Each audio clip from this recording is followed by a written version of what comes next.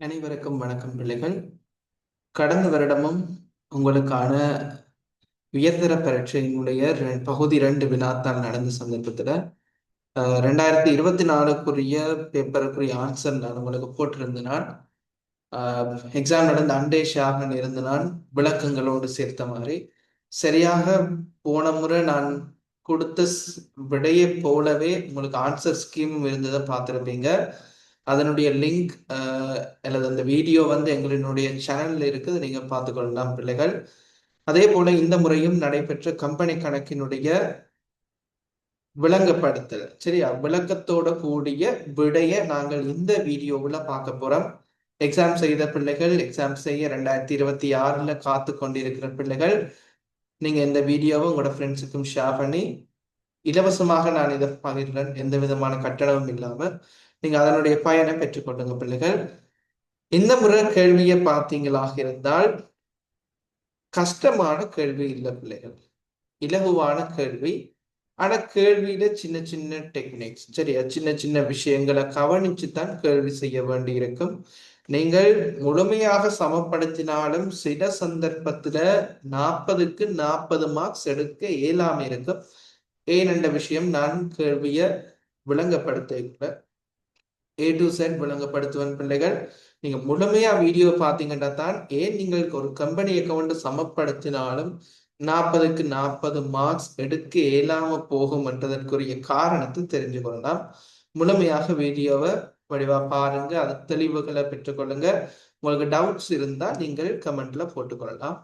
Okay, அப்ப இந்த முறை வழக்கமான பேட்டர்ன்ல கேள்வியை பார்த்து கொண்டு போன ஒரு பிள்ளைக்கு வந்து சில நேரம் இந்த கேள்வி ஒரு சின்ன ஒரு ஸ்ட்ரெஸ்ஸை கொடுத்திருக்கலாம். ஏனென்றா வழக்கமா பிள்ளைகள் கம்பெனி அக்கௌண்ட்ல லாபம் கணிப்பிட்டு இருக்காங்கன்னு சொல்லி கேள்வி ஒரு நாளும் வந்ததில்லை. எவ்வளவு நாள்ல கேள்வி அப்படி போட்டது இல்லை. ஆனா இந்த முறை லாபம் கணிப்பிட்டு இருக்காங்க என்று சொல்லி ஒரு வித்தியாசமான ஃபார்மட்ல, வழக்கமான ஃபார்மட் தான், அதுல ஒரு சின்ன ஒரு சேஞ்ச் ஒன்று பண்ணி போட்டு அந்த கேள்வியை மாத்தி இந்த முறை கேட்டிருக்காங்க. கேள்வி கஷ்டம் இல்லை, வழக்கமா நாங்கள் என்னென்ன விஷயங்கள் செய்திருக்கோமோ அந்தந்த விடயங்கள் தொடர்பாகத்தான் கேள்வி வந்திருக்கு, இலகுவான கேள்வி.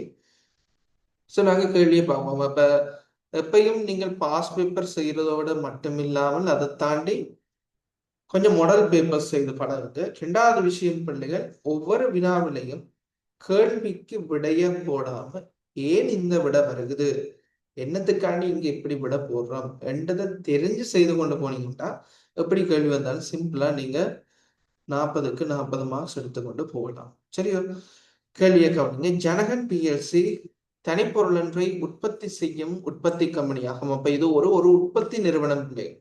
அப்ப உற்பத்தி கிரயம் சம்பந்தமான விடயங்கள் இதுக்குள்ள இருக்கலாம் என்ற நினைவு உங்களுக்கு இருக்கணும். இரண்டாவது விஷயம் பிள்ளைகள், 1/4/2024 ஆரம்பிக்கப்பட்டுள்ளது. அப்ப இந்த நிறுவனம் இந்த நிதியாண்டினுடைய தொடக்கத்துல தான் ஸ்டார்ட் பண்ணி இருக்கிறாங்க. 31/3/2025 வருடத்திற்கான கம்பெனியின் வரைவு நிதி வருமான கூற்று, வரைவு வருமான கூற்று மட்டும் தயாரிச்சிருக்காங்க. வரைவு வருமான கூற்று என்றது பிள்ளைகள் டிராப்ட்ஸாக இருக்கும். அப்ப இதுல தரப்பட்ட மீதிகள் சரியாகவும் இருக்கலாம், அல்லது அதுல கணிப்பிடப்பட்ட மீதிகள்ல வலுக்கள் அல்லது தவறுகள் இருக்கலாம். அந்த மீதிகள்ல நீங்கள் சீராக்கங்களை செய்ய வேண்டியதாக இருக்கலாம். அப்ப இந்த வரைவு வருமான கூற்றில் நீங்கள் கவனிக்க வேண்டிய விஷயம் பிள்ளைகள், விற்பனை வருமானம் விற்பனை கிரையம் கழிச்சு மொத்த லாபம் எடுத்திருக்காங்க. இரண்டாவதாக பாருங்க, ஏனைய வருமானங்களை கூட்டி செயற்பாட்டு செலவுகள் கழிச்சு போட்டு இதுல என்ன சொல்லியிருக்காங்கன்னா வரிக்கு பின்னரான லாபம். அப்ப வரிக்கு பின்னரான லாபம் என்றது பிள்ளைகள் இந்த செலவுகளுக்குள்ள வருமான வரியும் கழிக்கப்பட்டிருக்கு. இன்னும் நாங்க கேள்வி பார்க்கல. இந்த தரவுகளை கவனிக்கக்குள்ள பிள்ளைகள் இந்த வரைவு என்றது ரஃபா செய்திருக்காங்க. இதுல இருக்கிற மீதுகள்ல வித்தியாசம் இருக்கலாம். வரிக்கு பின்னரான லாபம் என்றது இதுக்குள்ள வருமான வரி ஏதோ ஒன்றை கழிச்சிருக்காங்க. சரியா கழிச்சிருக்காங்களா பிழையா கழிச்சிருக்காங்கன்றது கேள்விக்குள்ள போகலாம் தெரியும். வருமான வரி வந்து ஏதோ ஒன்றை கழிச்சிருக்காங்க.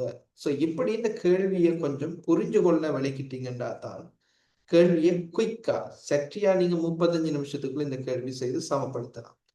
ஓகே, அடுத்தது பாருங்க பிள்ளைகள், வரைவு வருமான கூற்றினை தயாரித்த பின்னர், அதாவது இந்த 24,000 லாபத்தை கணிப்பிட்டதன் பிறகு சுருக்கிய பரீட்சை மீதி. சுருக்கிய பரீட்சை மீதி என்றதனுடைய கருத்து பிள்ளைகள் முழுமையாக விளக்கமான பரீட்சை மீதி இல்லை.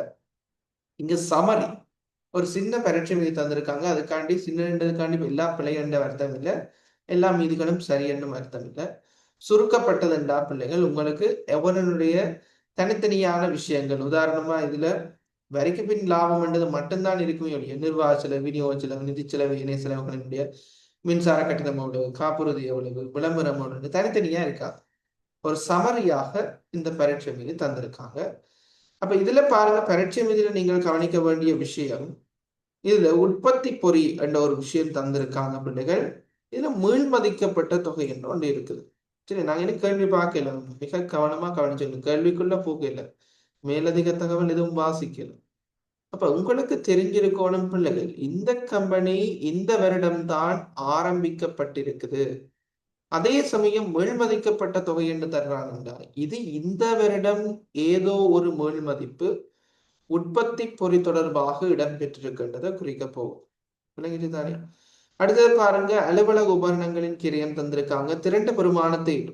அப்ப திரண்ட பெருமானத்தை தந்திருக்காங்கண்டா பிள்ளைகள் இந்த வருஷம்தான் ஆரம்பிக்கப்பட்ட கம்பெனி.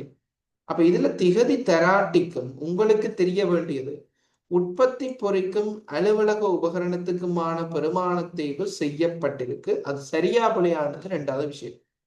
இப்போ கட்டாயம் இது இந்த வருடத்துக்குரிய பெருமான தேய்வு செய்திருக்காங்கன்றதை உறுதிப்படுத்தலாம். எப்படி இந்த வருஷம் தான் கம்பெனி ஸ்டார்ட் ஆகிருக்கு. அப்ப திரண்ட தேய்வுகண்ட ஏதோ ஒரு மீதி இருக்குண்டா அது கட்டாயம் இந்த வருட பெருமான தேவை குறிக்கும். சொத்து பாவனை உரிமை குத்தகையோட தொடர்புடையது. இருப்புக்கள் தொடர்பாக முடிவு பொருள் இருப்பு. அப்ப உற்பத்தி நிறுவனம் என்றா மூலப்பொருள், முடிவு பொருள், குறைவேலி இருப்புகள் இருக்கும், அது ஞாபகத்துக்கு வரணும். வியாபார வருமதிகள் கொடுமதிகள் இருக்குது. சாதாரண பங்குகள், இதுல ஒரு விஷயத்தை கவனிங்க. இதுல சாதாரண பங்கு கண்டு தந்திருக்கிற விஷயம், நீங்கள் ஆரம்ப மீதிக்குள்ள போட்டா சில நேரம் இல்லை பல நேரம் உங்களோட புள்ளிகள் இழக்கிறதுக்கான வாய்ப்பு. இந்த வருடம் கம்பெனி ஸ்டார்ட் பண்ணி இருக்கிறாங்க.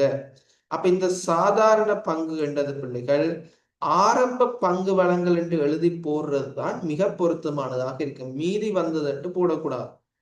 அப்ப உரிமை மாற்றல் கூட்டு செய்யக்குள்ள நீங்கள் மீதி வந்தது என்று போடுவீங்களாக இருந்தால் உங்களை மார்க்ஸ் சில நேரம் இல்லை பல நேரம் ஒரு மார்க்ஸ் குறைகிறதுக்குரிய வித்தியாசம் இருக்கு. உங்களுக்கு 40க்கு 40 மார்க்ஸ் வராத கம்பெனி கணக்கை சமப்படுத்திருக்கு.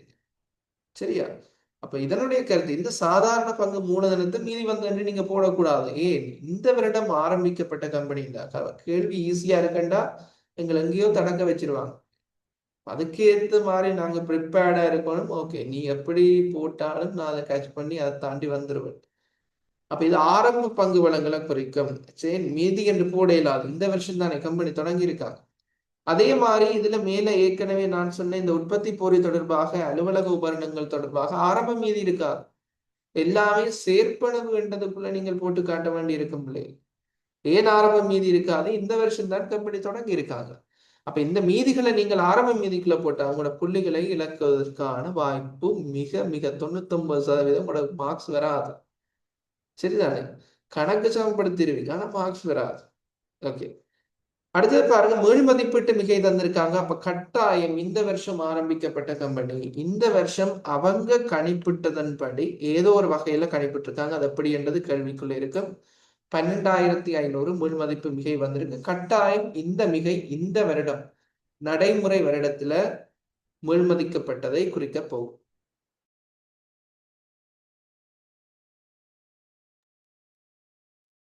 அடுத்தது பாருங்க பிள்ளைகள், இடைக்கால பங்கு லாபம் செலுத்தப்பட்டிருக்கு 1200. ஓகே, எவ்வளவு தான் தரப்பட்ட தரம். சரியோ? அப்ப இதுல இருந்து கொண்டு நாங்கள் மேலதிக தகவலை ஒவ்வொன்றாக கவனிச்சு கொண்டு போவோம். மேலதிக தகவல்ல பாருங்க பிள்ளைகள், பரீட்சை மீதியை தொடர்ந்து மேலதிக தகவல் என்னென்ன விஷயம் தந்திருக்காங்கன்றத கவனிங்க. முதலாவது மேலதிக தகவல், முதலாவது மட்டும் சொல்லலாம் பாருங்க. 31/3/2025 முடிவடைந்த வருடத்துக்கான நிதி கூற்றுக்களின் இறுதி தொகுப்பினை ஃபைனலைஸ் பண்ண முதல் பின்வரும் தகவல்கள் கவனத்தில் கொள்ளப்பட வேண்டும். என்னென்ன விஷயங்களை கவனத்தில் கொள்ளணும் என்று சொல்லி இருக்கிறாங்க. அப்ப நாங்க கணக்கு செய்ய போறோம், கணக்கிட ஃபார்மட் பிள்ளைகள் மாறாது. அப்ப கட்டாயம் வழக்கமான விஷயங்கள் ஃபார்மட்டை நீங்கள் கடகடன்னு அடிச்சு வச்சிடணும். சரி, கட்டாயம் வரப்போற விஷயங்கள் உங்களுக்கு தெரிஞ்சிருக்கு. உங்களுக்கு கட்டாயம் ஆதனம் பொறி உபரணம் இருக்கு, சொத்து பயன்படுத்தல் உரிமை இருக்கு, வருமான கூற்றுல தொகைகள் தெரியாத ஒழிய வருமான கூற்றுல எழுதுற விடையும் மாறாது. உரிமை மாற்றல் கூற்றுல எதையும் எழுதாதீங்க என்ன, இது ஆரம்பிக்கப்பட்ட கம்பெனி. அப்ப இங்க நீங்க மீதி என்று போடக்கூடாது. மீதி இருக்குமா உரிமை மாற்றல் கூற்றுல? இருக்காது. ஓகே. ஸோ இந்த விஷயங்கள் அடிச்சு போட்டு வழக்கமாக குறிப்புகள், இதுல குறிப்பு 1, 2, 3 பிள்ளைகள் பயப்பட வேணும். கட்டாயம் ரெகுலரா வர்ற கேள்வி. குறிப்பு 1 வரிக்கு முன் லாபம், குறிப்பு 2 ஆதனம் புரிவன் அசைவு கூற்று, குறிப்பு 3 சொத்து பயன்படுத்தல் உரிமை. இதை தவிர இணைய குறிப்புகள் எழுதி காட்டணும். அடுத்தது செய்கைகள். உங்களோட பரீட்சை நோக்கத்துல தெளிவான செய்கைகளை செய்து காட்டுறது அவசியம். வருமான கூற்று, நிதி நிலைமை கூற்று, உரிமை மாற்றல் கூற்று கேட்கிற சந்தர்ப்பத்துல நீங்கள் இதுக்குள்ள பதிகிற மீதிகள்ல ஏதாவது தவறுகள் வருமாக இருந்தால் செய்கைகள்ல சில நேரம் ஒரு அரைவாசி புள்ளியும் பெற்றுக்கொள்ளக்கூடிய சந்தர்ப்பம் இருக்கலாம். அதனால செய்கைகளை தெளிவாக செய்ய வேண்டியது கட்டாயமாக இருக்கு. அடுத்தது பிள்ளைகள், இதுல வேண்டப்படுவதை ஒருக்கா கவனிங்க. இந்த வேண்டப்படுவதுல இதுல கணவா பேர் நோட் பண்றதுல என்ன விஷயம் என்றா, மூன்றாவதாகத்தான் உரிமை மாற்றல் கூற்று வருது. முதலாவது கேள்வி வருமான கூற்று, இரண்டாவது நிலைமை கூற்று, மூன்றாவது உரிமை மாற்றல் கூற்றுண்டா நீங்கள் கேள்வி இலா இலக்கம் போடல பிள்ளைகள் கட்டாயம் இந்த வருமான கூற்றுக்கு முதலாவது நம்பர் போடும், நிதிநிலைமை கூற்று அடுத்த பக்கத்துல அடிச்சு இரண்டாவது நம்பர் போடணும், அடுத்தது உரிமை மாற்றல் கூற்று அடிச்சு மூன்றாவது நம்பர் போடும். கணவா பேர் வினா இலக்கம் போடுறதுல உரிமை மாற்றல் கூற்று இரண்டாவது அடிக்கிறது. ஸோ இப்படியான சில விஷயங்களை செய்யாதீங்க. இது எல்லாமே முக்கியம். முழுமையாகவும் தெளிவாகவும் உங்களுடைய விடைகள் இருக்க வேண்டும். இல்லாத சந்தர்ப்பத்துல புள்ளிகள் குறைவதற்கான வாய்ப்பு அதிகமாக இருக்கு. விளங்கிட்டானே பிள்ளைகள்? ஓகே. அப்ப என்னென்ன மேலதிக தகவலை கவனத்தில் கொள்ளணும் என்று இதுல சொல்லியிருக்காங்க. இதுல முதலாவது பாருங்க, வரைவு வருமான கூற்று தயார் செய்வதற்கு பயன்படுத்திய செயற்பாட்டு செலவுகளின் உள்ளடக்கம். அப்ப இதுல பாருங்க, ஏற்கனவே வரைவு நிதி கூற்று தயாரிக்கக்குள்ள 32,500 செயற்பாட்டு செலவு சொல்லியிருக்காங்க. அப்ப அதனுடைய உள்ளடக்கம் என்னென்ன விஷயங்கள் என்று சொல்லியிருக்காங்க பாருங்க. இதுல நிர்வாக செலவு 6,500, விநியோக கிரயம் 6,900. அப்ப இதை நீங்கள் என்ன செய்வீங்க, வழக்கமாக உங்களோட செய்கைகள்ல ஆரம்ப மீதிகளாக போட்டுக்கொள்வீங்க. நிர்வாக செலவு 6,500 இருக்கும், உங்களினுடைய செய்கைகள்ல மீதியாக போட்டுக்கொள்ளுங்க. சரியா? 6,500.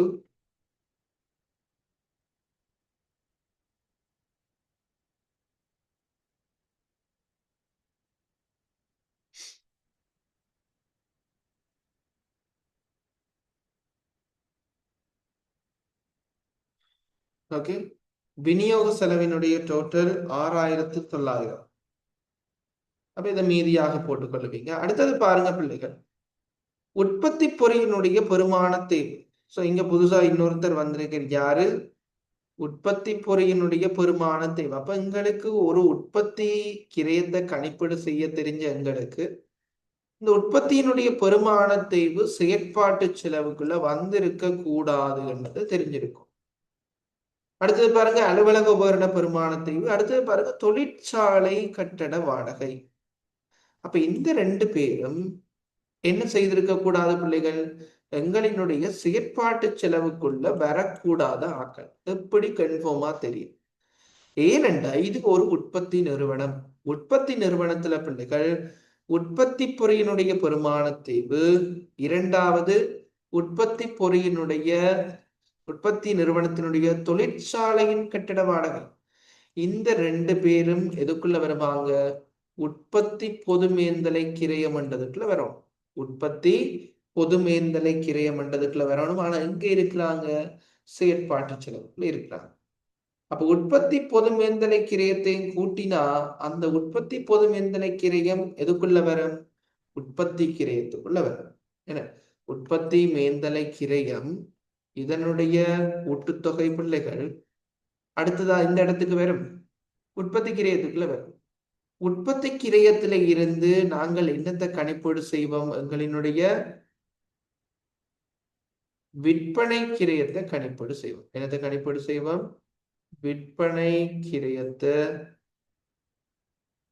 நாங்கள் கணிப்பீடு செய்வோம். அப்போ உற்பத்தி மேந்தலை கிரயம், உற்பத்தி மேல்நிலை கிரயத்தினுடைய கூட்டுத்தொகை உற்பத்தி கிரயத்துக்குள்ள வரும், உற்பத்தி கிரயத்தினுடைய கூட்டுத்தொகை விற்பனை கிரயத்துக்குள்ள வரும்.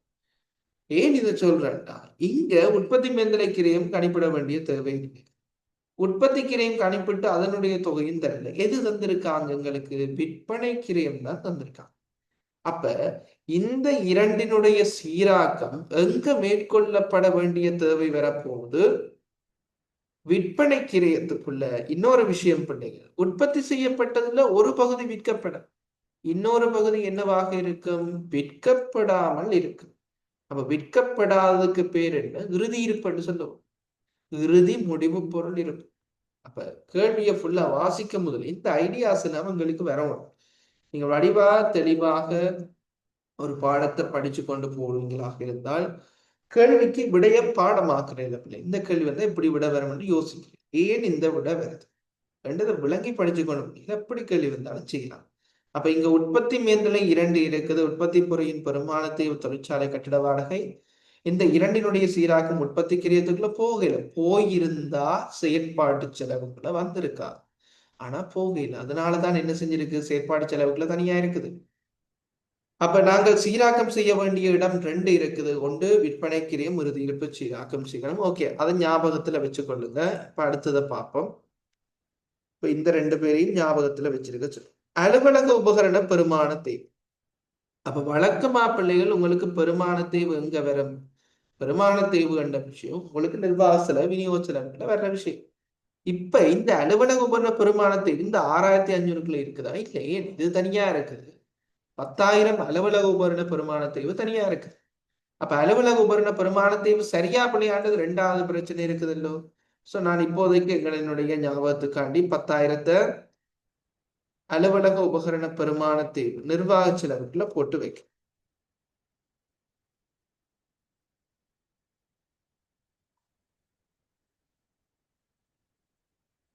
சரியா பிள்ளையாண்டு பேர்ந்து பார்ப்போம். அலுவலக உபகரண தேவை. ஓகே, அடுத்தது பாருங்க என்ன இருக்குது? சுய மதிப்பீட்டின்படி செலுத்திய வருமான வரி. சுய மதிப்பீட்டின்படி அவங்க எஸ்டிமேட் பண்ணி எவ்வளவு வருமான வரி கொடுக்க வேண்டி வரும்னா 1100 கொடுத்துருக்காங்க. இது செலுத்தப்பட்ட வரி. இந்த செலுத்தப்பட்ட வரி வருமான வரி சீராக்கத்துக்குள்ள வரும். அப்ப இங்க நீங்க வருமான வரி சீராக்கம் செய்யக்குள்ள பிள்ளைகள் மிகை வரி குறை வரி என்றதை பார்க்க வேண்டிய தேவை இல்லை. ஏன் பார்க்க வேண்டிய தேவையில்லை பிள்ளைகள்? இது இந்த முறைதான் ஆரம்பிக்கப்பட்ட நிறுவனம். அப்ப ஆரம்ப ஏற்பாடு என்று எதுவும் இருக்குமா? இருக்கா. அப்ப இது வந்து செலுத்திய வருமான வரி என்பதை ஞாபகத்துல வச்சுக்கொள்ளுங்க. மேற்படி செயற்பாட்டு செலவுகளும் சில உற்பத்தி செலவுகள் உட்பட பல செலவு உருப்படிகள் தவறாக உள்ளடக்கப்பட்டுள்ளன. இந்த கடைசி வசனத்தை வாசிக்க முதலே எங்களுக்கு ஓ, செலுத்திய வருமான வரி என்றது பிழையானது வந்திருக்க கூடாது. தொழிற்சாலை கட்டிட வாடகை உற்பத்தி பொறியினுடைய பெருமான தேவை உற்பத்தி மேந்தலைக்குள்ள வரும். அலுவலக உபகரண பெருமான தேவை நிர்வாக செலவுக்குள்ள சேர்க்கப்படையில அதனுடைய மீதி சரியா படையானது செக் பண்ணணும். விடையும் மண்டைக்குள்ள ஓடிக்கொண்டிருக்கணும். சரி, அப்ப குயிக்கான விட செய்து கொண்டு போகலாம். அடுத்தது பாருங்க, உற்பத்தி கிரியம் தொடர்பான சீராக்கம் சொல்லியிருக்காங்க. பரீட்சை மீதில் காட்டப்பட்டுள்ள உற்பத்தி கிரை அடிப்படையில் கணிப்பிடப்பட்ட இருப்பானது இறுதி இருப்பு, இறுதி முடிவு பொருள் இருப்பு எதன் அடிப்படையில கணிப்பிடப்படும் பிள்ளைகள்? உற்பத்தி கிரை அடிப்படை. சொல்லாட்டிக்கும் உங்களுக்கு தெரியும். வரைவு வருமான கூற்றை தயாரிக்கும் போது தவறுதலாக சில உற்பத்தி கிரயங்களை உள்ளடக்காததன் காரணமாக அப்ப இதுல சொல்லப்பட்டிருக்கின்ற சில உற்பத்தி கிரயங்களை சேர்க்கல என்று சொல்லியிருக்காங்க இல்ல பிள்ளைகள். எது அந்த சில உற்பத்தி கிரயங்களாக இருக்கும்? ஒன்று உற்பத்தி பொறியினுடைய பெருமான தேவை, 2வது தொழிற்சாலையினுடைய கட்டிட வாடகை. அதுதான் இந்த சில உற்பத்தி கிரயங்களை உள்ளடக்காதன் காரணமாக பிழையாக கணிப்பிடப்பட்டது. ஓகே, முடிவு பொருள் இருப்பின் கிரயமானது உற்பத்தி கிரயத்தில் 1/5 சமனாகும். அப்ப முடிவு பொருள் இருப்புல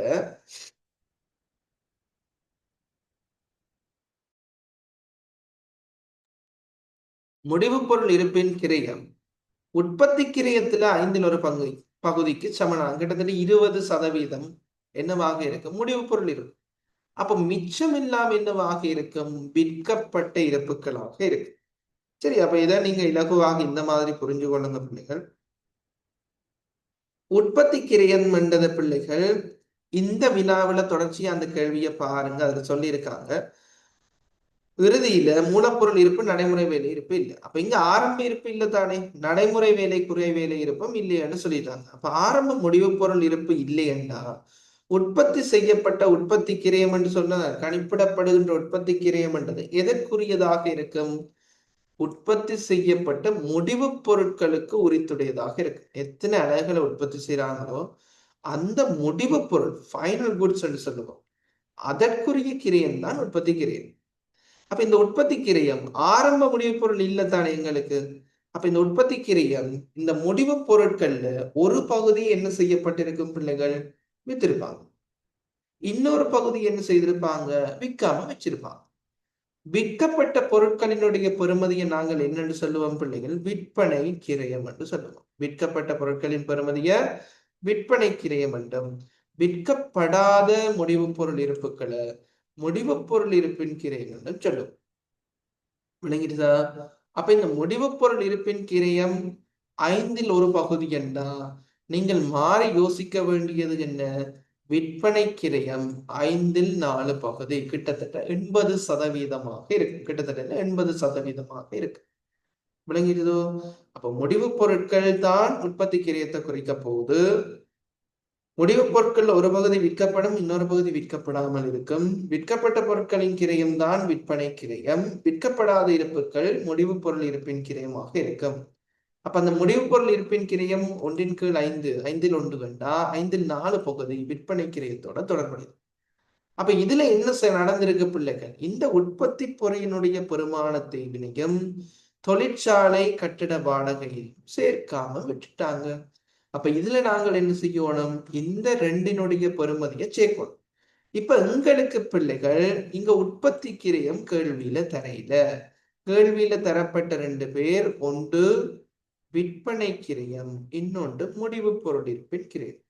அப்ப இந்த சேர்க்கப்படாத உற்பத்தி கிரயங்களினுடைய சீராக்கம் எந்த 2 இடத்திலே நீங்கள் செய்ய வேண்டி இருக்கும், விற்பனை கிரயத்திலையும் செய்ய வேண்டி இருக்கும், இரண்டாவது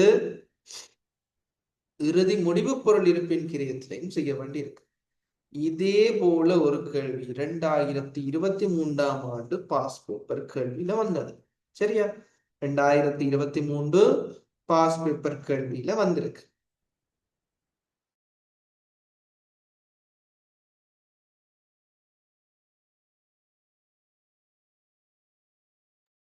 சரியா பிள்ளைகள்? இப்ப 2023 பாஸ் பேப்பர் கேள்வியை வரிவா செய்த பிள்ளைக்கு இது கடகடன்னு செய்து கொண்டு போகும். இதே மாதிரி கொஞ்சம் வித்தியாசம் இருக்குது. ஓகே, இப்ப பாருங்க, இந்த 6000த்துல முழுக்க நாங்க விற்பனை கிரயத்துக்குள்ள சேர்க்கணுமா? இல்ல. ஏன்? இந்த உற்பத்தி பொறியினுடைய பெருமானத்தை உற்பத்தி கிரயங்கள் தொடர்பாக 5ல் ஒரு பகுதி தான் முடிவு பொருளுக்குரியது. அப்ப 5ல் 4 பகுதி எங்க வரும் பிள்ளைகள், விற்பனை கிரயத்துக்குரியதாக இருக்கு. அப்ப இதுல பாருங்க, 6000த்துல உற்பத்தி பொறியினுடைய பெருமானத்தை தொடர்பா 4800. ஓகே, 4800 முடிவு பொருள் இருப்புகள் தொடர்பாக பிள்ளைகள் நீங்கள் 1200 உற்பத்தி பொருளினுடைய பெருமானத்தை தொடர்பாக சீராக்கம் செய்யணும். சரியா? அடுத்தது பாருங்க, தொழிற்சாலை கட்டட வாடகை தொடர்பாக 2000 இருக்குது. அதுல 5ல் 4 பகுதி 1600 பிள்ளைகள், 5ல் ஒரு பகுதி தொழிற்சாலை கட்டட வாடகை காண்டி எவ்வளவு வரும், 400,000 வரும். அப்ப இந்த 2 விஷயத்தையும் நீங்கள் என்ன செய்யணும், உங்களினுடைய விற்பனை கிரயத்துக்குள்ளையும் முடிவு பொருள் இருப்பின் கிரயத்துக்குள்ளையும் சீராக்கம் செய்யும். இப்ப பரீட்சை மீதியில பாருங்க பிள்ளைகள் எவ்வளவு கிரயம் இருக்குதுன்னு. உங்களோட பரீட்சை மீதியை பாருங்க, கேள்வி பேப்பரை வச்சிருந்தா கேள்வி பேப்பரை கையில வச்சுக்கொண்டு பாருங்க. முடிவு பொருள் இருப்பின் கிரயம் பாருங்க 10,000 தந்திருக்காங்க. அப்ப 10,000 என்றா நீங்க யோசிச்சு பாருங்க, இதுல வடிவா சொல்லி இருக்கிறான் என்னது,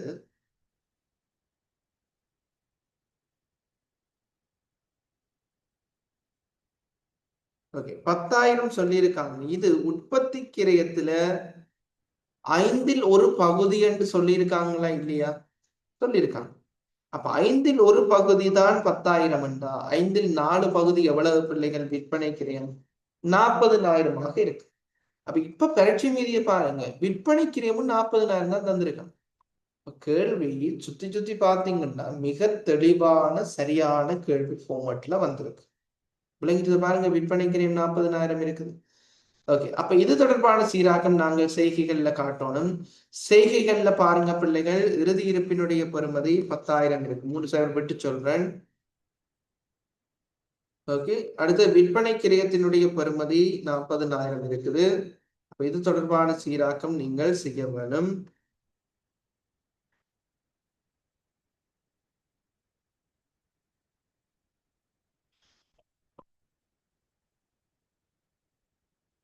ஓகே, அப்ப இதுல 2 சீராக்கம் செய்யணும். எது முதலாவது, உற்பத்தி பொறியினுடைய பெருமான தேவை தொடர்பாக நான் ஷோர்ட்டா அடிக்கிறேன் பிள்ளைகள். உற்பத்தி பொறி பெருமான தேவை. ஓகே, உற்பத்தி பொறியினுடைய பெருமான தீவு தொடர்பாக எவ்வளவு சீராக்கம் செய்யணும் பிள்ளைகள்? பாருங்க, விற்பனை கிரயத்துக்குள்ள எவ்வளவு 4,800 நீங்கள் சேர்க்க வேண்டியிருக்கும். அடுத்தது உற்பத்தி பொறியினுடைய சீராக்கம் தொடர்பாக விற்பனை கிரயத்துக்குள் இறுதி இருப்புக்குள்ள 1,200 சேர்க்க வேண்டியிருக்கும். உற்பத்தி பொறி தொடர்பாக விற்பனை கிரயத்துக்குள்ள 4,800 சேர்க்க வேண்டியிருக்கு. ஓகே, 4,800. இரண்டாவது பாருங்க, தொழிற்சாலை கட்டட வாடகை. ஷோர்ட்டா தான் அடிக்கிறேன். தொழிற்சாலை கட்டட வாடகை எவ்வளவு பிள்ளைகள் சீராக்கம் செய்யணும்? இறுதி இருப்புக்குள்ள பாருங்க 400 சீராக்கம் செய்யணும். விற்பனை கிரயத்துக்குள்ள தொழிற்சாலையினுடைய கட்டிட வாடகை தொடர்பாக 1,600 செய்ய வேண்டியிருக்கு. சரி, இது சிம்பிளான கொஸ்டின். சட்டியா 2023 என்ன வந்திருக்கோ அதே போல ஒரு கேள்வி. சரிதானே? அப்ப இதை தெரியாத புள்ள கட்டாயம் இங்க ஸ்ட்ரகிள் ஆகும். உற்பத்தி கிரயம் இப்ப அதனுடைய சீராக்கம் எங்க செய்யணும் தெளிவா படிக்காத பிள்ளைகளுக்கு சரியான ஸ்ட்ரகிளா இருக்கு. ஏன் தந்திருக்காங்க, என்ன செய்யணும், இப்படி செய்யற ஒரு ஸ்ட்ரெஸ் உங்களுக்கு இருக்கு. ஓகே ஓகே, அப்ப நாங்கள் இதுல 2வது செய்துட்டோம். ஓகே, 3வது பாருங்க. இப்ப இதுக்குள்ள நாங்கள் பதியாது அலுவலக உபகரண பெருமான தேவை இருக்குது, செலுத்தப்பட்ட வரி இருக்கு, அதை ஞாபகம் வச்சுக்கொள்ளும். ஓகே, அடுத்தது பாருங்க, இயக்குனர் கட்டணங்கள் 31/3/2025 7,500, கணக்காய்வு கட்டணம் 2,100 செலுத்தப்படவோ கணக்கிடப்படவோ இல்லை. அப்ப நாங்கள் என்ன செய்ய வேண்டும்? சென்மதி செலவுகளாக காட்ட வேண்டும். அப்ப நிர்வாக செலவுகள பிள்ளைகள் கணக்காய்வு இயக்குனர் கட்டணம்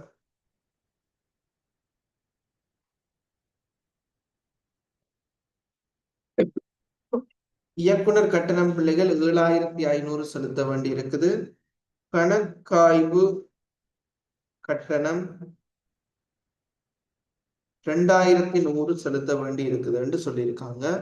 அப்ப இது செலுத்த வேண்டி இருக்கு, சென்மதியாக இருக்கிறதுனால இந்த சென்மதி செலவுகளை நான் இங்க குறிப்பிட ஏனைய நடைமுறை பொறுப்பு கணக்குல காட்டுறேன். ஓகே, இதுல பாருங்க, சென்மதி இயக்குனர் கட்டணம் எவ்வளவு? சென்மதி இயக்குனர் கட்டணம் 7,500.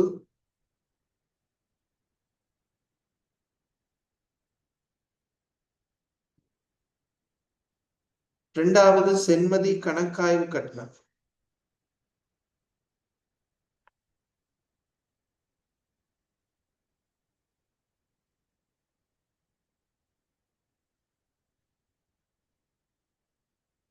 2,100 செலுத்த வேண்டி. கம்பெனி அக்கௌண்ட்ல பிள்ளைகள் இப்படி தனித்தனியா போடுறது கிடையாது. ஆகவே நான் இங்க நடைமுறை பொறுப்பு என்ற குறிப்புல இதுல ஏனைய நடைமுறை பொறுப்பு என்ற குறிப்புல சென்மதி செலவினங்களையும் உட்பட வருமானங்களையும் காட்டுவோம். ஸோ இதுல சென்மதி செலவுகள் தந்திருக்காங்க, அதனை நாங்கள் நடைமுறை பொறுப்புல போட்டு காட்டியிருக்கு. ஓகே ஓகே, இப்ப இதுல 1 2 3 கிட்டத்தட்ட செய்துட்டோம் நாங்கள். இனி அடுத்ததுக்கு வாங்க. அடுத்தது பாருங்க பிள்ளைகள், எங்களுக்கு 4வது ஆதனம் பொறி மற்றும் உபகரணம் தொடர்பாக வினா தந்திருக்காங்க. இதுல ஆதனம் பொறி உபகரணம் மிகவும் இலகுவான ஒரு கேள்வி. கணக்கா சொத்துக்கள் எல்லாம் பாருங்க, பரீட்சை மீதில் எத்தனை சொத்து இருக்குது? உற்பத்தி பொறி என்ற சொத்தும் அலுவலக உபகரணங்களின் சொத்தும். அப்ப நாங்க ஆதனம் பொறி பண்ண அசைவு கூற்று ஃபார்மட் அடிச்சிருக்கோம். அதன்படி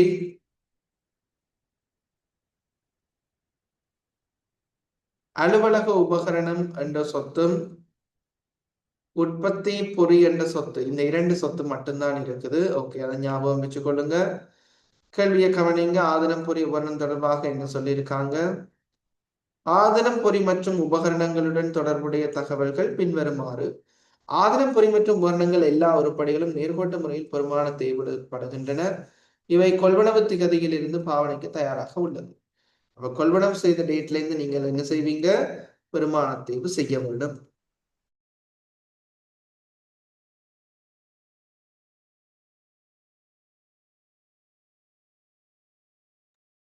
சரியா பிள்ளைகள்? அடுத்தது,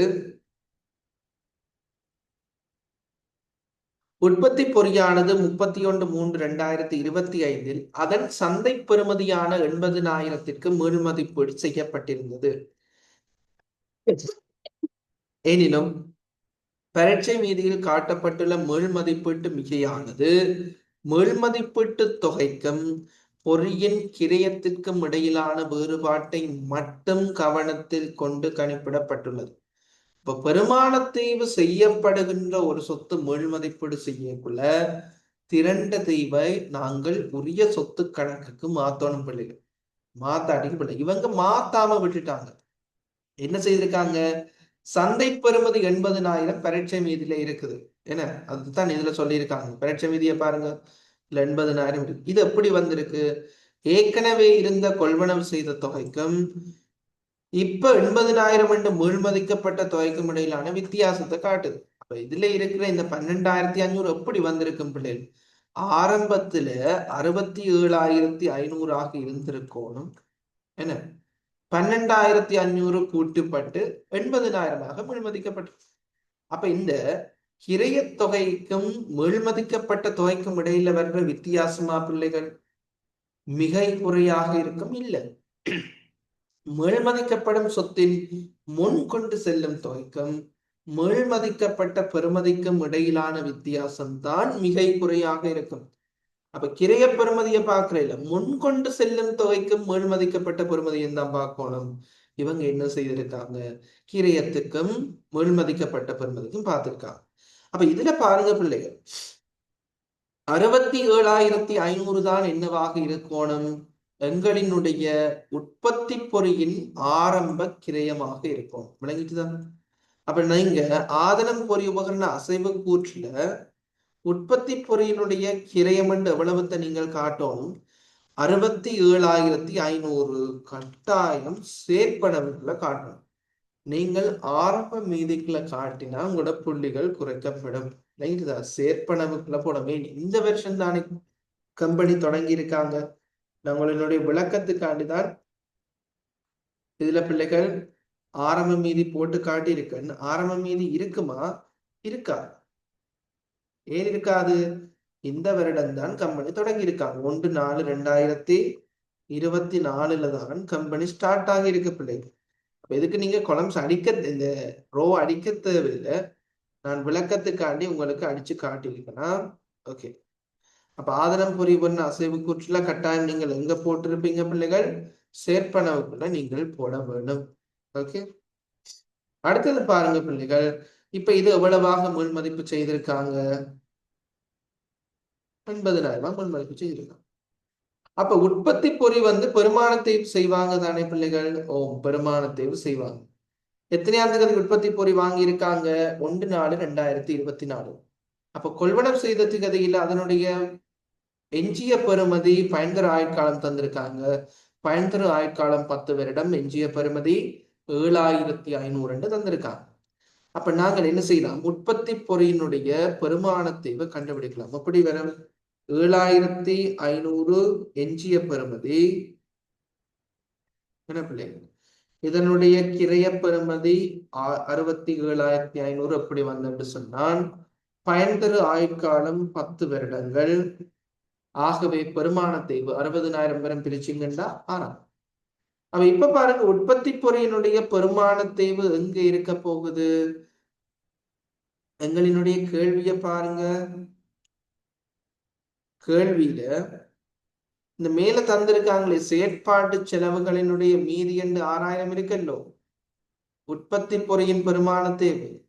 இந்த 6000 நாங்கள் சீராக்கம் செய்தாங்கல்லோ, விற்பனை கிரயத்துக்குள்ளேயும் இறுதி முடிவு பொருள் இருப்புகளையும் சீராக்கம். இந்த 6000 என்ற தொகை சரி என்றதையும் கன்ஃபார்ம் பண்ணணும். 6000 பிள்ளையா இருந்துட்டா என்ன செய்வீங்க? பிள்ளை அவங்க கால்குலேஷன்ல எஞ்சிய பெறுமதியை கவனத்தில் கொள்ளாமல் செய்துட்டாங்கன்னா வேற ஒரு பெருமானத்தை அதை சேஞ்ச் பண்ண வேண்டி வரும். இந்த கேள்வியில அப்படி எல்லாம் வரையில சரியாகத்தான் இருக்கு 6000. அப்ப அந்த 6000 எங்க போடுவீங்க? இங்க நாங்க சீராக்கம் செய்திருக்கோம். ஆண்டுக்கான பொறியினுடைய தேர்வுக்குள்ள 6000 போடுவோம். அப்ப இந்த உற்பத்தி பொறி பெருமான தேர்வு செய்யப்படும் சொத்து. அப்ப பெருமான தேர்வு செய்யக்குள்ள பெருமான தேய்வு திரண்ட தேய்வினுடைய தொகை மேல்மதிக்கப்படும் திகதி வரையிலான திரண்ட தேய்வை உரிய சொத்து கணக்குக்கு மாத்தணும். எங்க மாத்துவீங்க? மேல்மதிப்பு திரண்ட தேய்வு சீராக்கம். ஓகே,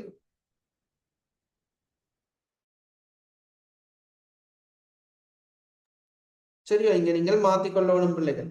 இப்ப உற்பத்தி பொறி ஒன்று பெருமான தேர்வு செய்யப்படும் சொத்து மேல்மதிக்கப்படல அதனுடைய பெறுமதிய திரண்ட தேய்வு மேல்மதிக்கப்படும் திகதி வரையான திரண்ட தேய்வை இங்க ஒரு வருஷம் முடிவிலேயே மேல்மதிப்பு செய்யறாங்க. அந்த திரண்ட தேய்வை உரிய சொத்து கணக்குக்கு மாத்தும். இப்ப இதுக்கு பிறகுதான் நீங்கள் என்ன செய்யணும்? மிகையா குறையான்னு பார்க்கணும். அப்ப இதனுடைய முன்கொண்டு செல்லும் பெறுமதி எப்படி இருக்கும் பிள்ளைகள்? 67,500 கிரயம். இதனுடைய திரண்ட தேய்வு மேல் மதிப்பீடு செய்யக்குள்ள 6000. ஆகவே இதனுடைய முன்கொண்டு செல்லும் பெறுமதி எவ்வளவாக இருக்கும் பிள்ளைகள்? 61,500. இப்ப இந்த உற்பத்தி பொறிதான் எவ்வளவாக மேல்மதிக்கப்படுகிறது? 80,000 மேல்மதிக்கப்படுது. மிகையாகவா குறைவாகவா மேல்மதிக்கப்படுது? மிகை. ஏன்? முன்கொண்டு செல்லும் பெறுமதியை விட அதிகமாக மேல்மதிக்கப்படுது. எவ்வளவு அதிகமாக மேல்மதிக்கப்படுது பிள்ளைகள்? 18,500. அப்ப மேல்மதிப்பு சீராக்கத்துக்குள்ள நீங்கள் 18,500 போட்டு காட்ட வேண்டும். விளங்கிட்டுதான்? அதே சமயம் இந்த மேல்மதிப்பு மிகை எங்க வரும் பிள்ளைகள்? உங்களினுடைய வருமான கூற்றுல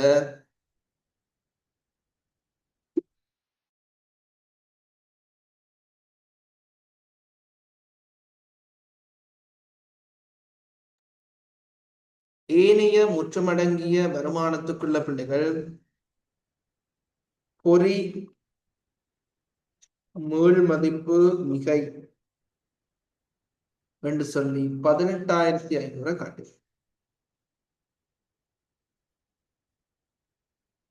சரியா பிள்ளைங்க?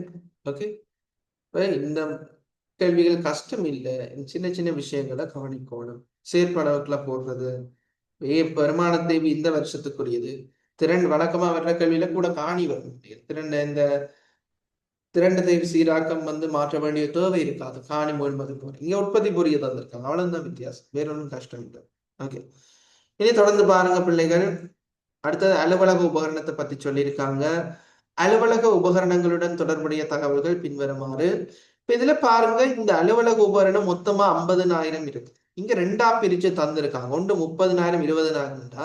30,000 என்றது ஒரு அலுவலக உபகரணம், 20,000 என்றது இன்னொன்றாக இருக்கும். ரெண்டு உபகரணமா இருக்கும். ஒன்றினுடைய பெறுமதி 30,000, ஒன்றிட பெறுமதி 20,000.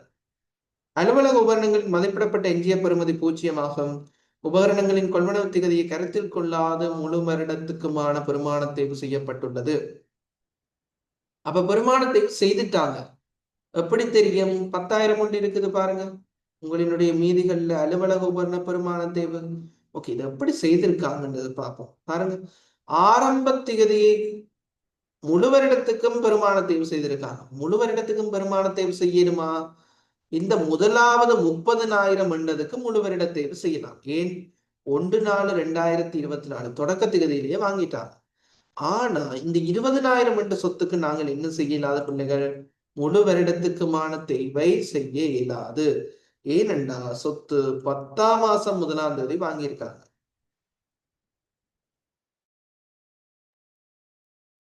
அப்ப பெருமானத்தேய்வு செய்யக்குள்ள இந்த இரண்டாவது சொத்துக்கு இந்த 20,000 பெறுமதியுடைய உபகரணத்துக்கு 6 மாதத்துக்கு தான் தேய்வு பார்க்கும்.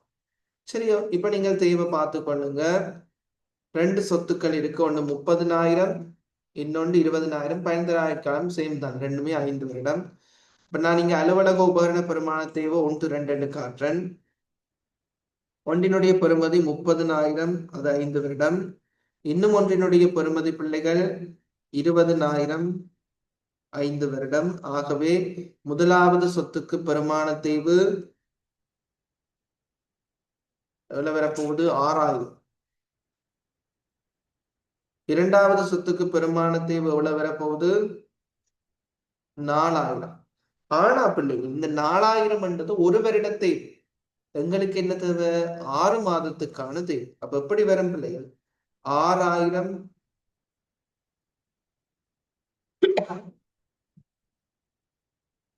+ 2,000. ஆகவே மொத்தம் பெருமானத்தை வரும் பிள்ளைகள் அலுவலக உபகரணத்துக்கு 8,000 இருக்கு. ஓகே. ஆனா இந்த 8,000க்கு பதிலாக தான் அவங்க என்ன செய்துட்டாங்க?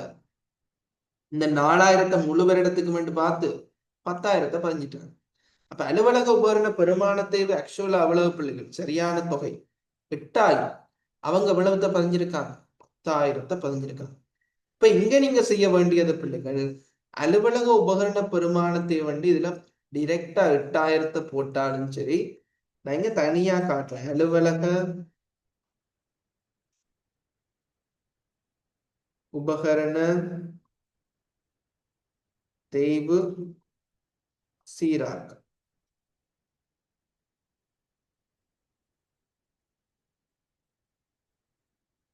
என்ன செய்யணும்? இதை தனியா நான் உங்களுக்கு காட்டுறேன். 2,000 கழிச்சு காட்டுறேன்.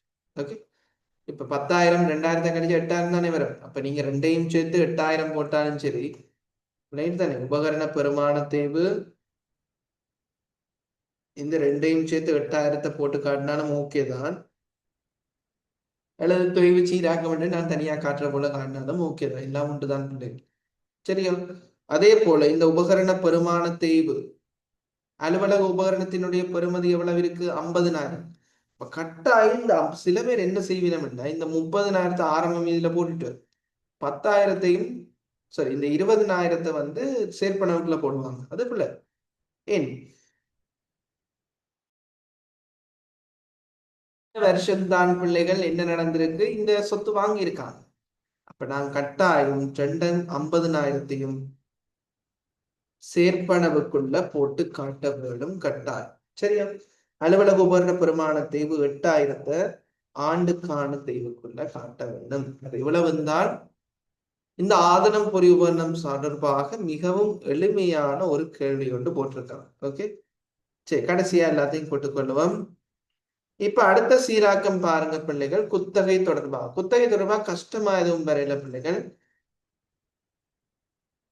வழக்கமான ஒரு ஃபார்மேட்ல ஒரு கேள்வி கவனிங்க. கம்பெனி 1/4/2024 மோட்டார் வாகனம் ஒன்றின் சொத்து பாவனை உரிமையை பெற்றுக்கொள்வதற்காக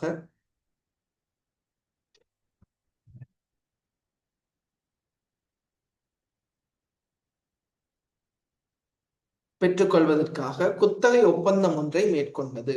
இத்திகதியில் ஆரம்ப கொடுப்பனவு 20,000 செலுத்தப்பட்டது. 3 சேவர் இல்லாம சொல்றேன். குத்தகை தவணை கட்டணங்களின் நிகழ்கால பெறுமதி 30,000 ஆகும். அப்ப இந்த குத்தகை தவணை கட்டணங்களினுடைய நிகழ்கால பெறுமதிக்கு இன்னும் ஒரு பேர் தான் ஆரம்ப குத்தகை பொறுப்பு. தவணை கட்டணம் 8,000 படி 5 சம வருட தவணை கட்டணங்களாக செலுத்தப்பட வேண்டும். முதலாவது தவணை கட்டணம் 31/3/2025 செலுத்தப்பட்டது. மோட்டார் வாகனத்தின் உடைமையானது குத்தகை கால முடிவில் குத்தகை எடுத்தவருக்கு மாற்றப்பட மாட்டாது. சொத்தினுடைய உரிமை குத்தகை கொள்வனவாளருக்கு மாற்றப்படவில்லை. அப்படி என்ன செய்யணும் பிள்ளைகள்? மாற்றப்படவில்லை.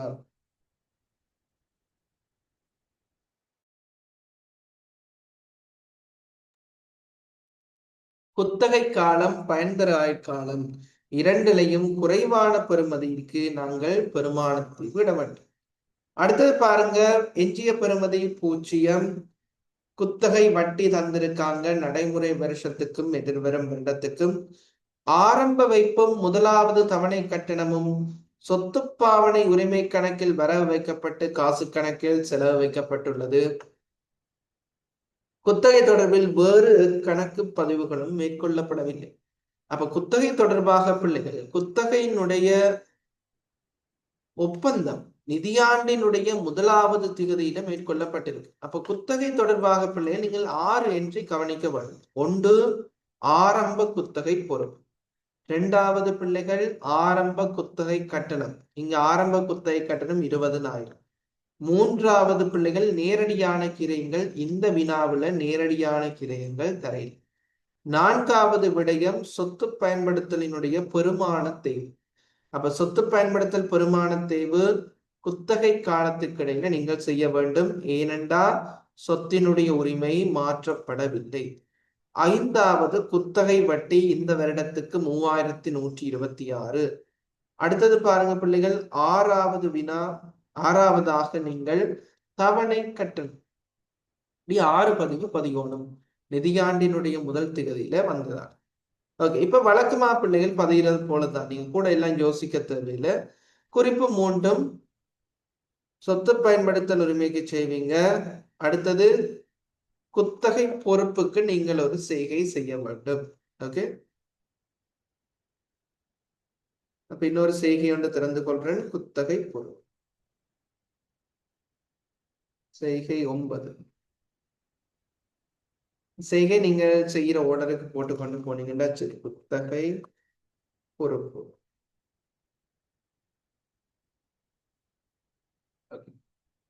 அப்ப இதுல பாருங்க பிள்ளைகள், முதலாவது ஆரம்ப குத்தகை பொறுப்பு எவ்வளவு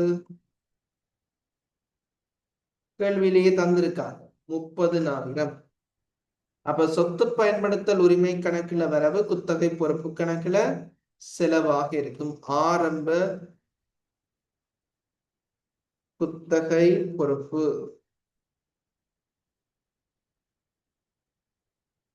எவ்வளவு வருது பிள்ளைகள்? 30,000. 2வது பாருங்க பிள்ளைகள், ஆரம்ப குத்தகை கட்டணம் செலுத்தி இருக்கிறாங்க. எவ்வளவு வரப்போகுது?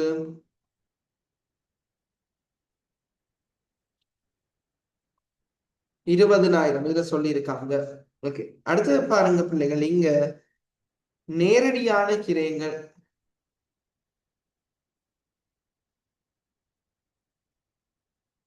நேரடி கிரயங்கள் இல்ல, தரப்படையில. அப்ப நான் வரையில, நான் சும்மா டேஷ்ன்னு காட்டுறேன்னா. அடுத்தது பாருங்க பிள்ளைகள், அப்ப இந்த 3ஐயும் கூட்டினாத்தான் உங்களுக்கு என்ன வரும்?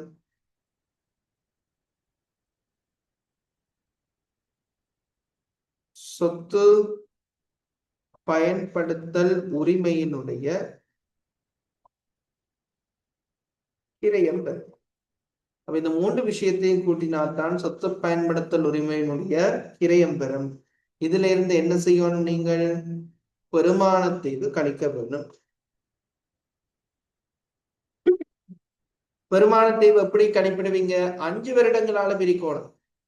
ஏன்? சொத்தினுடைய உரிமை மாற்றப்படவில்லை. 5 வருடத்தால பிரிச்சிங்கண்டா பெருமானத்தீவு எவ்வளவு? 10,000 இருக்கு. இப்ப இதுல பாருங்க, குத்தகை அடிப்படையில் மோட்டார் வாகனம் ஒன்றை பெற்றுக் கொண்டிருக்குது. ஆகவே எங்க போடணும் பிள்ளைகள் இந்த பெருமானத்தீவை? விநியோக செலவுக்குள்ள காட்டணும். மோட்டார் வாகன பெருமான தேவை அல்லது சொத்து பயன்படுத்தல் உரிமை தேவை ஏதோ ஒன்று எழுதி கொள்ளுங்க. சரியா? ஓகே, அப்ப இந்த 10,000 ரூபாவை கழிச்சு வருகின்ற தொகையைத்தான் நீங்கள் சொத்து பயன்படுத்தல் உரிமையினுடைய முன்கொண்டு செல்லும் பெறுமதியாக இருக்கும் 40,000. அப்ப இந்த 40,000 தான் நிதி நிலைமை கூற்றுல நடைமுறை அல்லா சொத்துக்குள்ள நீங்கள் காட்ட வேண்டிய தொகை. நடைமுறை எல்லா சொத்துல 40,000 மட்டும்தான் காட்டுவீங்க பிள்ளை. சரியோ? அடுத்தது பாருங்க பிள்ளைகள், குத்தகை பொறுப்பு தொடர்பாக. குத்தகை பொறுப்புல ஆரம்ப அளவீடு 30,000. இதோட வட்டியை என்ன செய்வீங்க? குத்தகை வட்டியை கூட்டுவீங்க. குத்தகை வட்டி எவ்வளவு குத்தகை வட்டி வந்திருக்குது இந்த வருடத்துக்கு பிள்ளைகள்? கேள்வியில பாருங்க, குத்தகை வட்டி எவ்வளவு வந்திருக்கு? 3,126. இப்ப 3126 நீங்கள் என்ன செய்ய வேணும்? கூட்ட வேண்டி இருக்கும். அப்ப 33,126. அதே சமயம் குத்தகை வட்டி நிதி செலவுக்குள்ள நீங்கள் காட்டும்.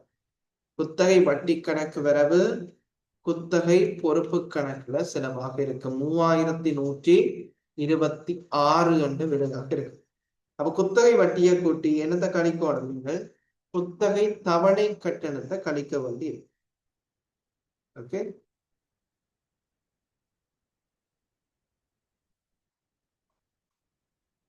தவணை கட்டணம். அப்ப தவணை கட்டணம் செலுத்திட்டாங்க பிள்ளைகள். எவ்வளவு தவணை கட்டணம்? 8,000. ஆகவே இறுதி குத்தகை பொறுப்பு எவ்வளவு வரப்போகுது? கழிச்சிங்கள் என்றால் 25,126. 25,126. ஓகே, இந்த 25,126 தான் நீங்கள் என்ன செய்யணும் பிள்ளைகள்? 2ஆ டிவைட் பண்ணுவீங்க. எப்படி? நடைமுறை குத்தகை பொறுப்பு வேண்டும். ஷோர்ட்டா எழுதலாம். நடைமுறை குத்தகை பொறுப்பு வேண்டும். இன்னொன்று நடைமுறை அல்லா குத்தகை பொறுப்பு.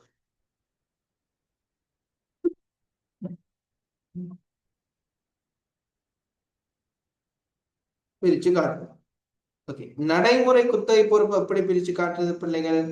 அடுத்த வருட குத்தகை தவணை தேவையில்லை, அழிய வச்சுக்கலாம். அடுத்த வருட குத்தகை தவணை கட்டணத்திலிருந்து அடுத்த வருட வட்டியை கழிக்கணும்.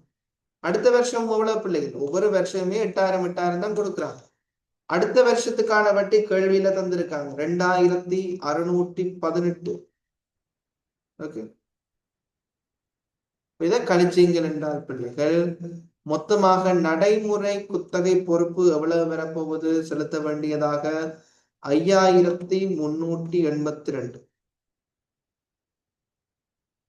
ஓகே, என்ன செய்வீங்க? 8,000 2,618 கழிக்க வேண்டும். 5,382 வரப்போகுது. நடைமுறை எல்லா குத்தகை பொறுப்பு எப்படி கால்குலேட் பண்ற பிள்ளைகள்? எழுதி வச்சுக்கொள்ளுங்க. மொத்த குத்தகை பொறுப்புல இருந்து எது மொத்த குத்தகை பொறுப்பு? 25,126. இதுல இருந்து நடைமுறை குத்தகை பொறுப்பை கழிக்க வேணும். ஓகே, நடைமுறை குத்தகை பொறுப்பை கழிக்க வேணும். ஆகவே விடை என்ன வரப்போகுது பிள்ளைகள்? 25,126 மைனஸ் 5,382 கழிச்சிங்க ரெண்டாயிரம் 19,744 இருக்கு. அப்ப இந்த 19,744 எங்க வரும்? நடைமுறை எல்லா பொறுப்புக்குள்ள குத்தகை பொறுப்பு என்று சொல்லி பிள்ளைகள் 19,744 காட்டுவீங்க. பாருங்க, 19,744. ஓகே, அடுத்தது பாருங்க, நடைமுறை குத்தகை பொறுப்புல எவ்வளத்தை காட்டுவோம்? 5,382 காட்ட வேண்டி இருக்கு. 2ஆ பிரிச்சு காட்டும். இது நீங்க ஏற்கனவே படிச்ச விஷயங்கள், ஒன்றும் வித்தியாசம். ஓகே, இனி கடைசியா இன்னொரு 2 செம்மையாக்கள், அதை பார்த்தோன்னே நாங்கள் சமப்படுத்திடலாம். கடைசியா பாருங்க பிள்ளைகள், கேஸ் 10ஓட தொடர்புடைய ஒரு கேள்வி ஒன்று போட்டிருக்காங்க. இதுல பாருங்க, இயக்குனர் சபையின் பிள்ளைகள் 31/5/2025 நிதிக்கூற்றுக்களை வழங்குவதற்கு அதிகாரம் வழங்கியிருக்கு. சரியா? அதற்கு பிறகு எழுந்த நிலைமைகள் தந்திருக்காங்க. முதலாவது, வாடிக்கையாளர் ஒருவரினால் கம்பெனிக்கு எதிராக தொடுக்கப்பட்ட நீதிமன்றத்தின் வழக்கொன்றின் தீர்ப்பானது 30/4/2025 வழங்கப்பட்டது. அப்ப இயக்குனர் சபை அதிகாரம் அளித்த திகதிக்கு முன்னுக்கு வழக்கினுடைய தீர்ப்பு வந்துட்டுதா இல்லையா? வந்துட்டு. ஆகவே சீராக்கம் செய்யணுமா இல்லையா? சீராக்கம் செய்யணும். இதன்படி நட்டகீடு 6 லட்சம் முழுமையாக கொடுப்பனவாக கம்பெனியால் செலுத்தப்பட்டது. அப்ப நாங்க இந்த நட்டகீடு தொடர்பாக என்ன செய்யணும் பிள்ளைகள்? ஏற்பாடு செய்ய வேண்டும். ஏனென்றா நாங்கள் செலுத்திட்டோம். சரியா? அறிக்கையிடும் நிதியாண்டுக்கு பிந்தைய காலத்துல நட்டகீடு செலுத்தப்படுது. அப்ப நிதியாண்டில் அதனுடைய சீராக்கம் செய்யணுமா இல்லையா? செய்ய வேணும். இவ்வழக்கானது 10/12/2024 தொடக்கப்பட்டதுண்டா இந்த நிதியாண்டுல தான் கேஸ் போட்டிருக்காங்க. அப்ப நிலைமை இருக்குது, அந்த நிலைமை உறுதிப்படுத்தப்படுது. அப்ப ஊழியர் நட்ட ஈடு ஏற்பாடு செய்ய வேண்டும். அப்ப ஊழியர் நட்ட ஈட்டு ஏற்பாடுன்றது பிள்ளைகள் ஏனைய செலவுகளை காட்டுவீங்க. 600,000 நீங்கள் ஊழியர் இழப்பு ரெண்டு போட்டுட்டு அதற்கு ஏற்பாடு செய்ய வேண்டும். உங்களினுடைய நிதிநிலைமை கூற்றுல நடைமுறை பொறுப்புல 600,000 ஊழியர் இழப்பீடு என்று காட்டுறேன். ஓகே, இழப்பீட்டுக்கான ஏற்பாடு. சரியா பிள்ளைகள்? 600,000 நீங்கள் காட்ட வேண்டி இருக்கு. அடுத்தது பாருங்க பிள்ளைகள்,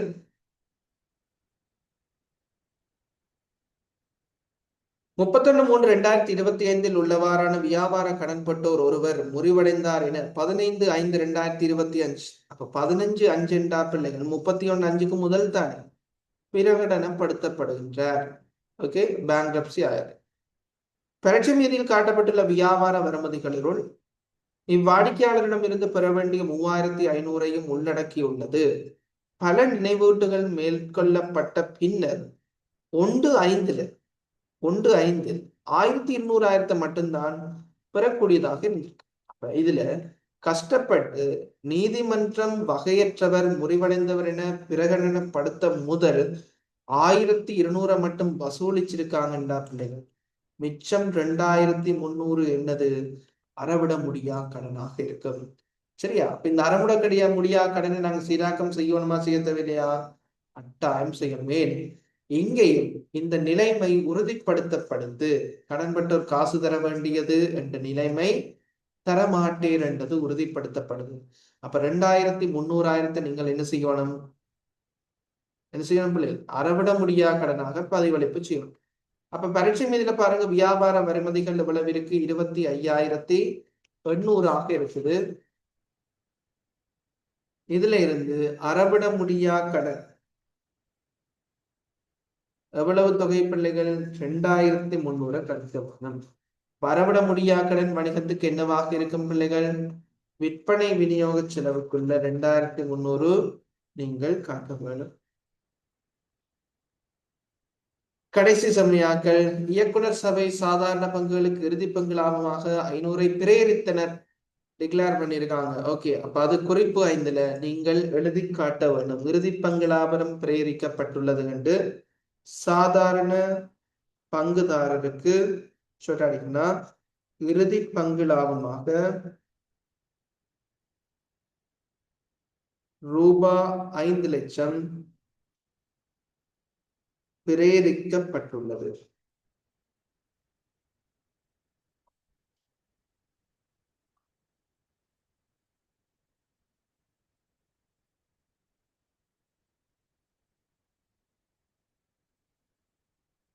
சரியா? இது குறிப்பு 5 எழுதி காட்டணும். எழுதி காட்டுறதுக்கு ஒரு மாசம். சில பேர் இது தேவையில்லை தானே, சும்மா விட்டுட்டு போறோம்.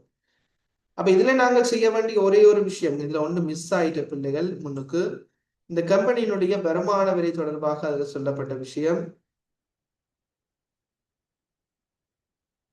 இதுல கடைசியா இருந்தது நாங்க மிஸ் பண்ணிட்டோம். கம்பெனிட்ட செலுத்த வேண்டிய வருமான வரியானது 550,000 செலுத்தப்பட வேண்டியது எப்ப? நிதியாண்டினுடைய கடைசி இது. அப்ப ஏற்கனவே பாருங்க, நாங்கள் இந்த மீதிகள் பாக்கேட்ல சொன்னா இதுல சுய மதிப்பீட்டின்படி செலுத்திய வருமான வரி 1,100. இன்னும் 550 செலுத்த வேண்டுமெண்டா ஆண்டுக்குரிய வருமான வரி பொறுப்பு எவ்வளவாக இருக்கும் பிள்ளைகள்? 1,650,000 இருக்கு.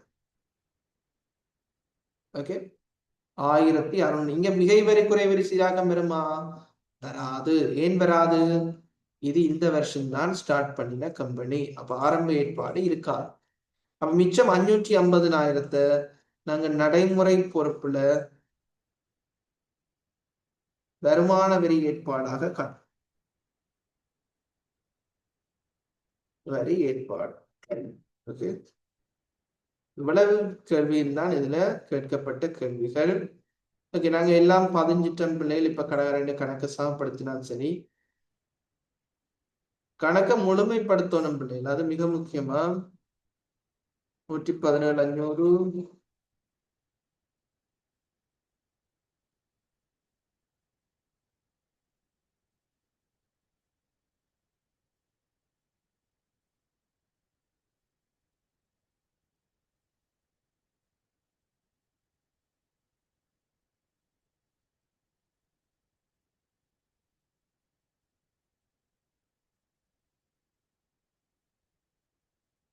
இதனுடைய டோட்டல்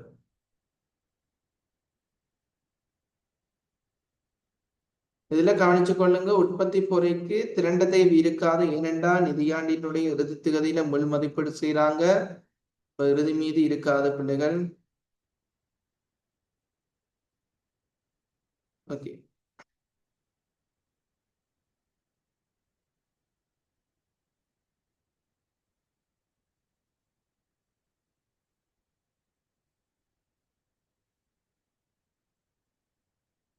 அப்ப இந்த 122,000 தான் இங்க வரும் பிள்ளைகள். நிதி நிலைமை கூற்றுல நீங்கள் காட்ட வேண்டிய தொகையாக இருக்கு. 122,000. அப்ப நடைமுறை அல்லா சொத்தினுடைய டோட்டல் 162,000 இருக்கு. இப்ப இதுல பாருங்க பிள்ளைகள், இன்னும் ஒரு விஷயம், கூட்ட தொடங்கும் முதல் வழக்கமா செய்யற விஷயம்தான். இதுல பதியாத விஷயங்கள் எதுவும் இருந்தா நாங்க பதிஞ்சு கொள்வோம். இப்ப இதுல பாருங்க, விற்பனை வருவாயில சீராக்கம் வந்திருக்கா? இல்ல. அப்ப அதை அப்படியே போட்டுக்கொள்ளுவீங்க 92,000. ஏன்னா எந்த விதமான சீராக்கமும் வரையில. அடுத்தது பாருங்க, ஏனைய வருமானங்கள் எந்த விதமான சீராக்கமும் வரையில எவ்வளவு? 4,500.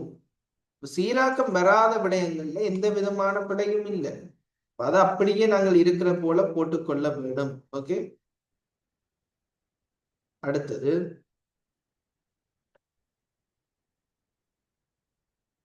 செயற்பாட்டு செலவு பார்த்துட்டோம். வரைக்கும் லாபம் எடுப்போம். இதுல உற்பத்தி பொறி ஓகே, அலுவலக உபகரணம் சரி, சொத்து பாவனை உரிமை இருப்பு சீராக்கம் செய்திருக்கோம்.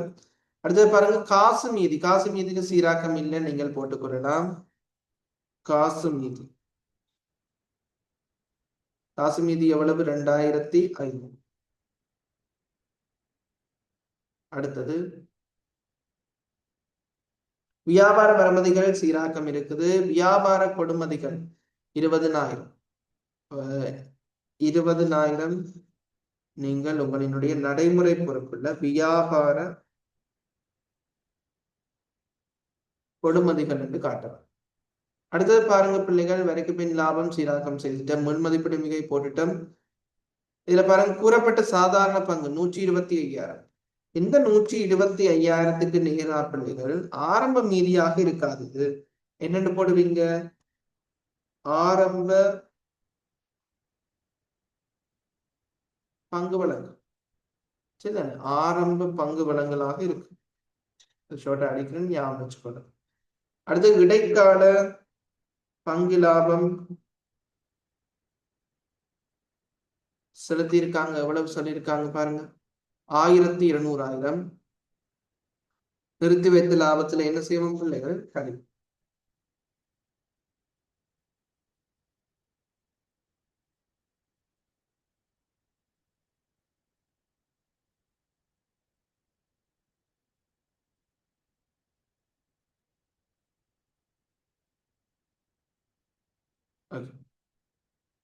அடுத்தது பாருங்க, ஓகே எல்லாம் பதிச்சிட்டோம். இனி கூட்டி கொண்டு போனா சரி. ஏனைய நடைமுறை பொறுப்பு 9,600 காட்டுங்க பிள்ளைகள். அப்ப அதுவும் உங்களினுடைய நடைமுறை பொறுப்புகளை காட்டு. ஏனைய நடைமுறை பொறுப்பு 9,600. அடுத்தது உங்களோட செய்கைகளை கூட்டிக் கொள்ளுங்க.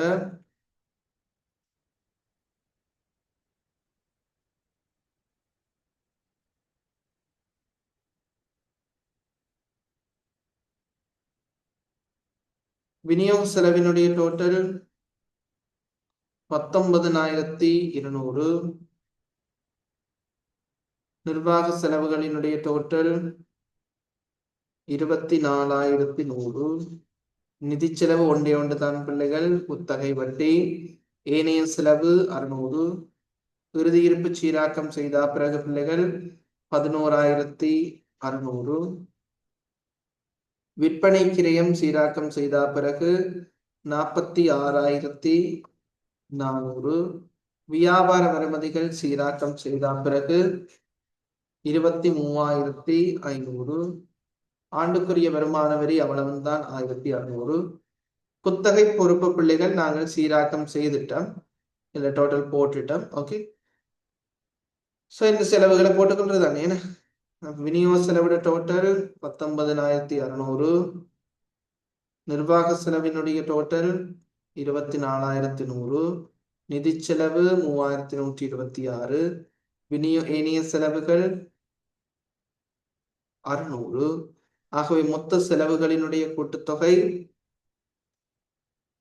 47,026 இருக்கும். ஓகே, அதுல அடுத்தது பாருங்க பிள்ளைகள், இதுல விற்பனை கிரயம் தொடர்பான சீராக்கம் செய்த பிறகு விற்பனை கிரயத்தினுடைய பெறுமதி 46,400.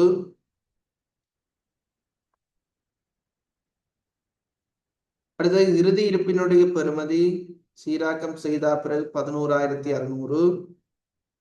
அடுத்தது ஆண்டுக்குரிய வருமான வரி 1,650. Okay,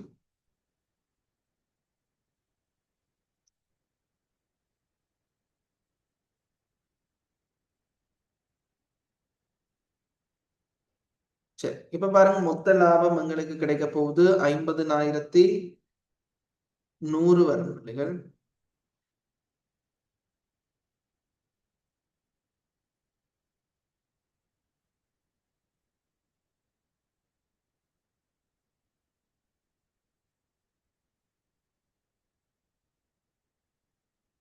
sorry, 45,400.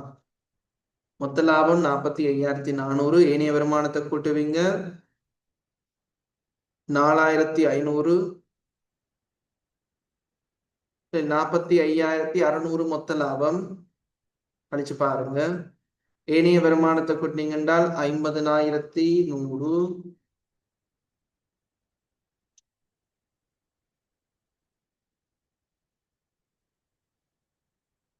அடுத்தது இதுல இருந்து செலவுகளை கழிச்சீங்கள் என்றால் வரிக்கு முன் லாபம் 3,074. இதுல வருமான வரி பிள்ளைகள் 1,650 கழிக்கோணம். கழிச்சா இப்ப ஆண்டுக்கான லாபம் 1,424.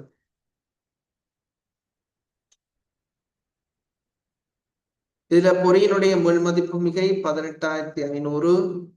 ஆகவே டோட்டல் பண்ணீங்கன்னா மொத்தம் முற்றுமடங்கிய வருமானம் 19,924.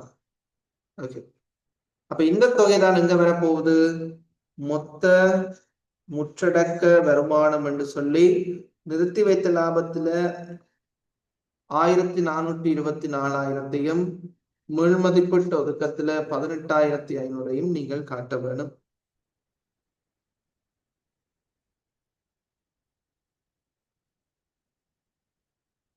ஓகே,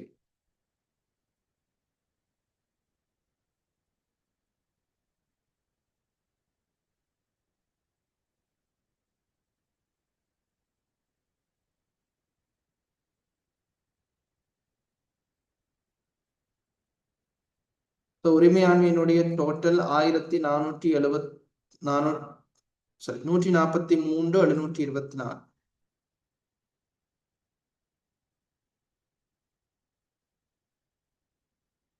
உரிமை மாற்றல் கூற்றினுடைய டோட்டலை நாங்கள் உரிமையாண்மை நிதிநிலைமை கூற்றுக்கு மாற்றிக் கொள்ளுவோம். மொத்த உரிமையாண்மை எங்களுக்கு கிடைக்க போகுது 143,724. நடைமுறை எல்லா குத்தகை பொறுப்பு மட்டும்தான் இருக்கு. மொத்த நடைமுறை பொறுப்பினுடைய டோட்டல் 36,132.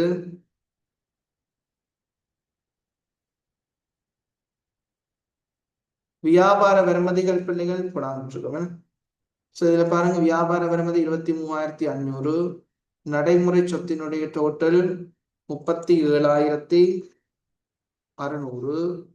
ஸோ நீங்கள் நடைமுறை எல்லா சொத்து நடைமுறை சொத்தை டோட்டல் பண்ணால் 199,600.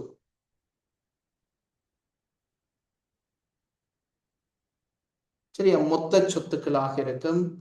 அதே போல உரிமையாண்மையும் பொறுப்புகளினுடைய கூட்டுத்தொகை 199,600. சரியா, இப்போ உங்களினுடைய நிதிநிலைமை கூற்று சமப்படும். கஷ்டமான கேள்வி இல்லை. உங்களுக்கு ஏதாவது சந்தேகங்கள் இருந்தால் கேட்டுக்கொள்ளுங்க. உங்களோட ஃப்ரெண்ட்ஸுக்கும் ஷேர் பண்ணிக்கொள்ளுங்க. பிள்ளைகள் முழுமையான விளக்கம் இந்த கேள்வியில் இருக்கும் என்று நம்புறேன். ஓகே, இன்னும் ஒரு வீடியோவில் சந்திப்போம். பாய்.